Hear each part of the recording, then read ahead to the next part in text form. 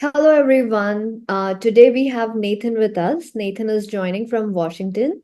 He recently graduated from our F&D care program, and it's really great to have him back and learn from his experience.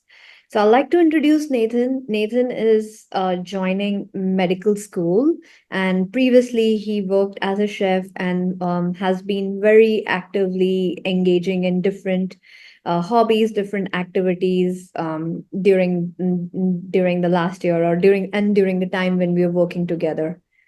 So he he joined us following his diagnosis of FND. He was amongst few people who got this diagnosis really early and was able to take a step right after his diagnosis. And now he is completely recovered and back to living his full life, taking new roles, joining med school, and doing all new activities. So I'm really excited to learn and seek his experience and share with you. Welcome, Nathan. Hello. Hi. So I'll just like to get started. How was your process of getting the FND diagnosis? How did you navigate the healthcare system? So I got fairly lucky on several occasions. I mean, my primary was able to see me 2 days after my initial episode, which was the entire right arm had stopped working. I had to carry it around like this. It was very inconvenient. And so my primary immediately referred me to neurology, asked for all kinds of scans to get done. And of course, this being, the healthcare system, I was set to have my neurologist meeting in 4 months. Thankfully, I got a call back and somebody had canceled, and I managed to get in within a month and a half of my initial episode. My professional neurologist really knew what he was talking about. He said, "This looks like functional neurological disorder. We don't treat this within network at Swedish, but I happen to know of a clinic that operates remotely that specializes with functional neurological disorder. And that's how I found you guys at Beyond Rehab." Awesome. And how was that feeling after getting the diagnosis? What were you looking to get to what was your overall like experience after the diagnosis? Well, a lot of research, because let me tell you, I had never heard of functional neurological disorders or FND. It's not a terribly well-known thing, even though it's surprisingly more common than one would think for something that's so little is known about. So I looked into it a lot, looked around. You guys seemed to know what you were doing, so I reached out, and that's how we started our sessions.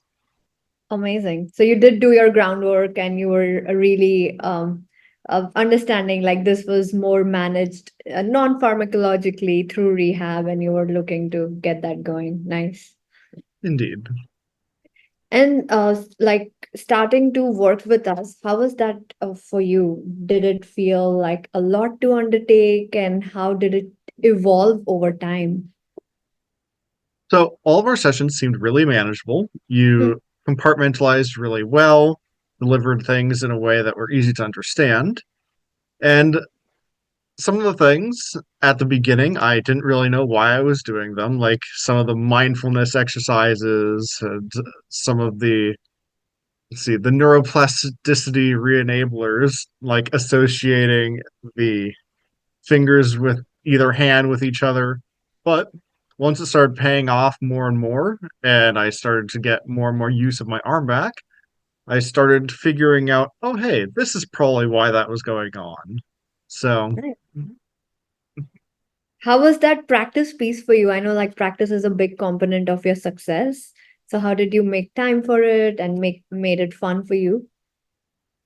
so I had a lot of time available once this happened because being a chef that could not use their dominant hand, I could not work. Mhm. So that gave me a lot of time to focus on just improving myself, going through and making sure I did all of the things that were prescribed in our meetings.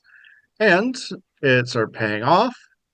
And it even motivated me to, look around other aspects of my life, see where I could grow. And that's what motivated me to head into med school. Amazing. That's like the silver lining, right? You got to take some time off or work and explore new things. Yeah. Awesome. And how do you see yourself now, like with all the work you have done and the time you have spent so far? Let's see. So I've almost completely recovered. I still have a slight lingering weakness in these two fingers, but it is improving every day, little by little. So I am extremely optimistic for what the future holds because, even though I do wish that this didn't have to have happened, it has ended up being a net positive for me. Amazing. And as you get to your next venture, anything you're looking to continue forwards, how do you plan to take this training and priming the nervous system forwards for you? Yeah. So, well, first of all, I would prefer this didn't happen again. But secondly, it's just good to set up a habit of taking care of yourself and doing things that are good for your body. And these past couple of months have helped me set up a rhythm for me to be able to do that. Amazing. Really excited to see you grow, see you challenge yourself and return back to doing something new, like especially going back to med school. Super exciting. Any Thank you. advice for others who are in this process? It's hard for them to see the light and just push themselves harder. Yeah.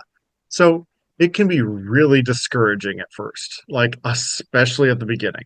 I didn't know if I would be able to use my right hand again.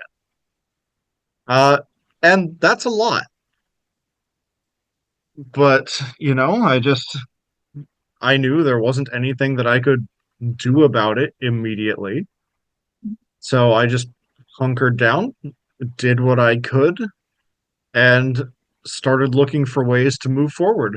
And every little step counts because as you start to improve, you can use that to get a little bit further and then improve a bit more. Excellent. Any other advice? You did really good navigating the healthcare system. I know the timing worked out. You were able to get to the right neurologist in the time. So, anything else you'd like to uh, share with folks? Let's see here. So, for example, at Swedish, I was told by my neurologist that, you know, he suspected it was FND, but he wasn't qualified to treat it and it wasn't an option in their system. So, that to me means that a lot of people probably are experiencing symptoms that Mhm. are not receiving the proper treatment. And that's really unfortunate because he was excellent and he referred me out of system. A lot of the doctors are trained to, keep you within their globe of influence just so they can, upkeep records better or make sure that you get the treatment that they want you to. And it really is just you have to keep trying until you get it right. And I just got really lucky and got right the first time. Right. No, that's really important to make sure like you're able to communicate what you need, and if you're not able to get what you need, make sure you advocate for yourself and keep seeking for like the resources and for the right care provider who knows this. So it just makes it go more smooth and more fast. Yeah.